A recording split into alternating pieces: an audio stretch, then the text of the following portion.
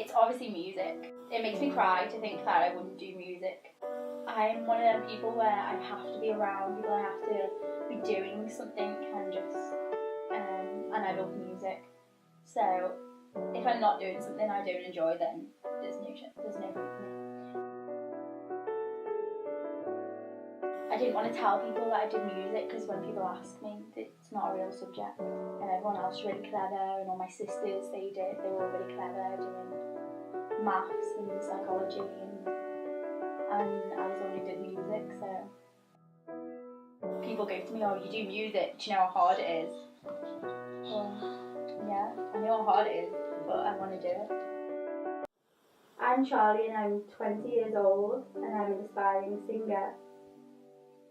I guess I want people to maybe make sure that the fear of failure doesn't take over for something that they really want to do in life.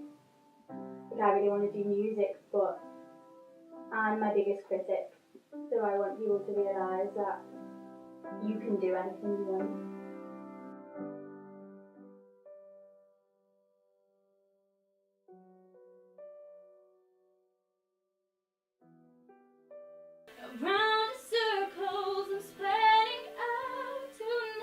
I always wanted to sing. I remember when I was younger, my mum and dad got me a little play piano, and it was a baby one. I must have only been about 6 or 7, and it had a little microphone on it, and I used to be obsessed with steps, and I used to play the piano and sing to it, and I used to perform it for my family and ask them to come watch me, but they didn't. They didn't acknowledge it as much as they should have done. They just genuinely brushed it over. They were like, "Oh, that's really good." Yeah.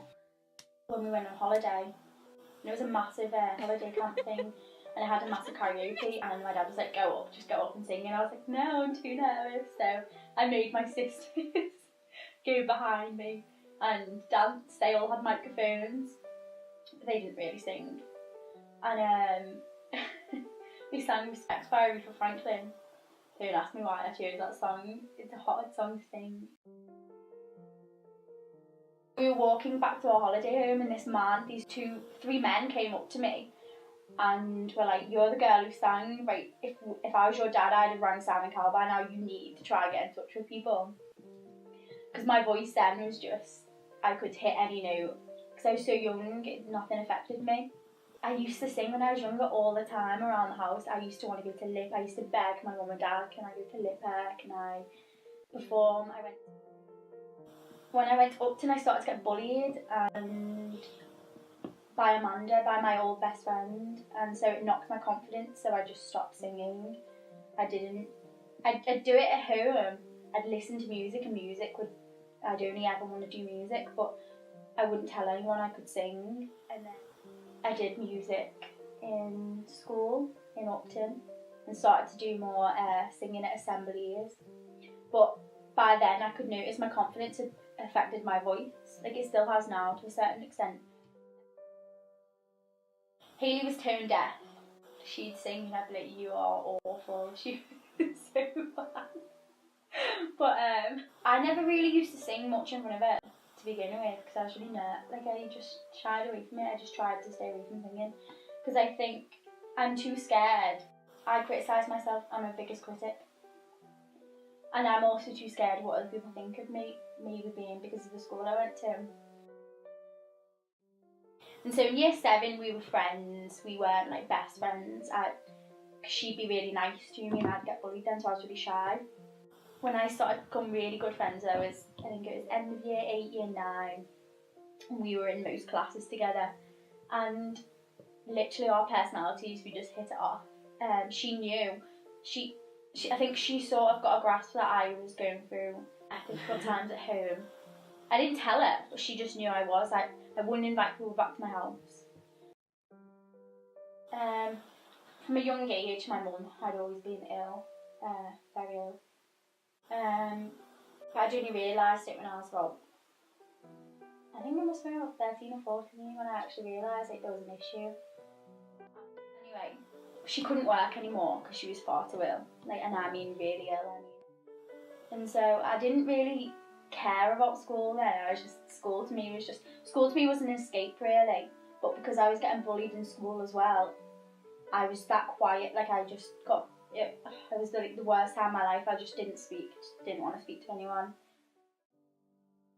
But me and Becky and Megan, we'd all go with my dad, and one time it was very serious. She was in intensive care for a long time, and they said she was going to die, so they brought us in, and we had to go. The woman, I remember the nurse before the room said, like, it's not a pretty sight, I do warn you. And I was crying I remember crying my eyes out. I was really young, I was only about 14, I was really young, and I was like, why is this happening? Like, I didn't want them to die. And then we walked into the room and I fell to the floor, I remember. Because I remember just seeing my mum in this bed with a breathing machine, a heart monitor to see if she was, brain dead, and we had to say goodbye, and that was so hard. Like, how do you say goodbye to someone? How do you do that in like what? We couldn't stay there long. How do you do that? How do you say goodbye? So we couldn't. Like, my dad was crying, I was crying, and Becky was crying her eyes out, and we all didn't know what to do. So we thought she was going to die that day.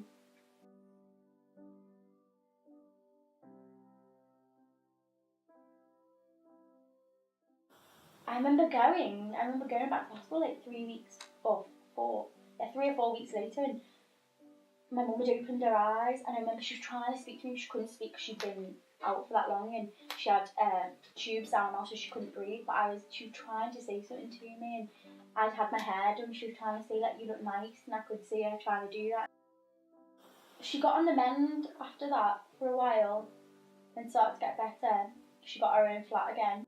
No matter how ill she was, she would never tell us she was ill. She'd be like, I'm fine.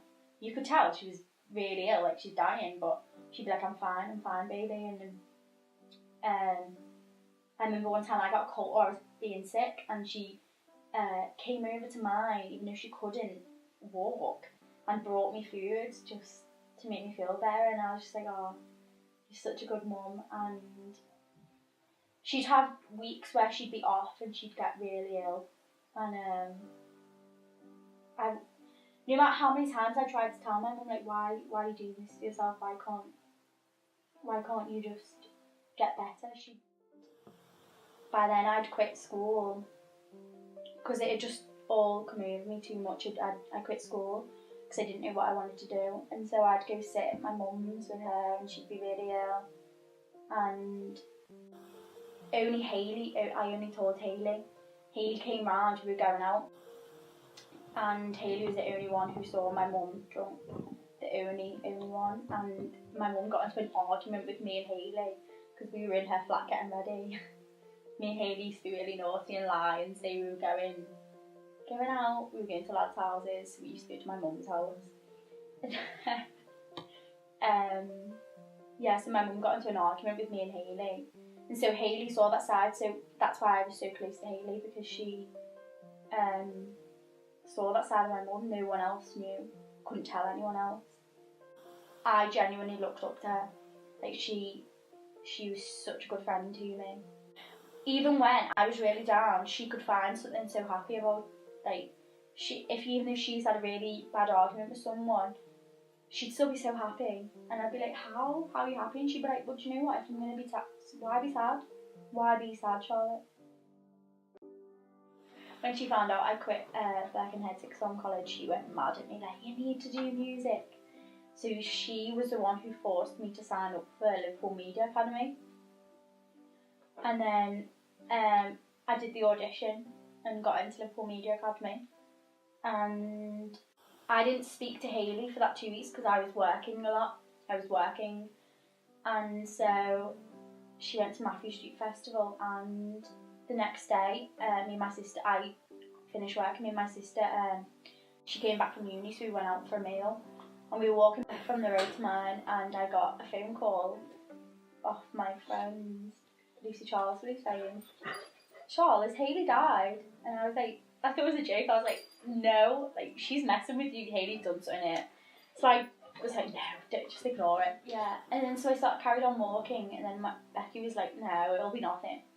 So they got another call then off someone else saying, Charles, has Hayley died? And I was like, why are you all ringing me? No, she hasn't died. And then my sister went to me, call Mike, which is Hayley's dad. So I called Mike and I was like, hi Mike, and he seemed really fine on the phone. I was like, where's Hayley? And he went, I don't know. And I was like, what do you mean you don't know? Where's Hayley? And I could hear him walking upstairs, and he went, Charlotte, don't put the phone down. Hayley drowned last night.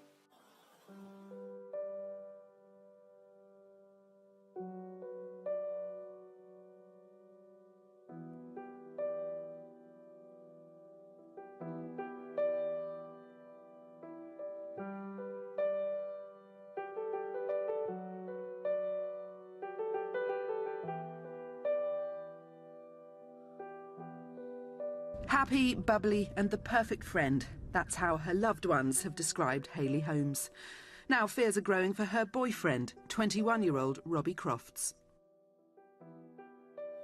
And my heart stopped. I've never felt so bad. That I was literally like vomiting. I threw my phone. I remember my sister like crying because she was so shocked.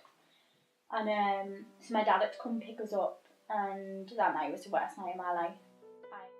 And I just remember looking at her mum, and just because her mum was just so upset. Like Hayley, she had Hayley at a young age, and Hayley to her was just everything, and Hayley, her little sister, and so I had to try to be there for Keely because Hayley would have wanted me to be. So me and Jenny and Jess Williams, we were all Hayley's really close friends. We were all in the funeral cars. And we drove through Upton, I remember. We drove through our old school, and Miss Young made everyone stand in a row round, and everyone was crying. And that shocked me because I was like, wow, this has actually happened. And there was news cameras and everything when we got out at the funeral. I was like, what is this? This is mad. And there was hundreds of people there was a lot of people. And so I just thought, like, wow, Hayley, like the impression you've made, look how many people have turned up. The songs that were played at Hayley's funeral, I don't ever listen to now because it brings back horrible memories. I can't ever listen to them. If it gets played, I tell people to turn it off. And then I sang, and I couldn't sing. Like I just kept looking at her coffin and being like, that's not you in there. As sad as it is, things like this do happen in life. I didn't speak to my mum that week when Hayley died. I just ignored her calls. I didn't really speak to anyone. I didn't even speak to my dad. I just didn't look at my sisters. I was in my own world. I didn't cry. I didn't even cry at Hayley's funeral.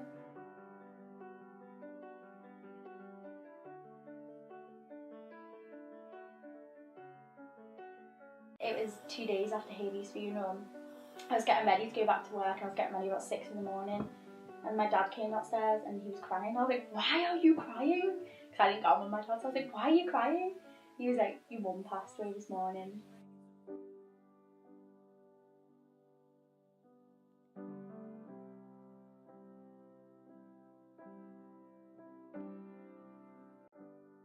It was a shock again to me, but it didn't hit me. I was like, no, how?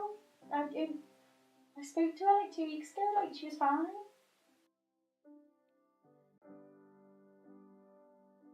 I didn't start college till 2 or 3 weeks later, and then I remember the college ringing me and just saying to me like, come on, you can come into college now. And they were lovely, and I was shocked that they were doing that. Usually a college would be like, start next year, but they weren't. They tried to persuade me to come. So I remember going, and they sat me down and in the green room cafe, because I used to just cry. I used to just get really upset in lessons and just cry.